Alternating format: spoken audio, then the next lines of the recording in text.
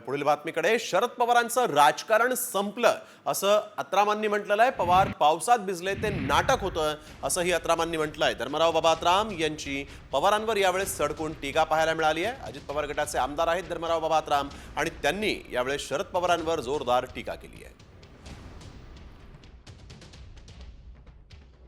दादांबद्दल असं बोललं जातं पराभव होतील, घरातूनच योगेंद्र पवारला उभं करण्यात आलं होतं. ते ठीक आहे. ते आपले साहेबांना काय घर फोडायचं काम, आता पहिले पक्ष फोडायचं काम केलं त्याने, ते घरी फोडायचं काम केलं. तर सगळे फोडाफोडीमध्ये ते स्वतः गेले. आता फक्त 10 आले, झालं त्यांचं संपलं आता राजकारण.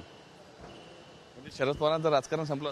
संपलं आता, झालं. शरद पवार राजकारण संपलं आता. कुठेतरी लोक त्यांना भीष्म पितामह नाही, सगळे भीष्मपितामह बोलतात, परंतु ते भीष्मपिता असं प्रकारचं काम केलं नाही त्यांनी कधी. 80 वर्षाचा योद्धा म्हणून पुन्हा पावसातही भिजले होते. नाही, सगळं ठीक आहे. पावसात भिगले, ते नाटकं होते, सगळं नाटकं केलं, परंतु आता काय जमलं नाही.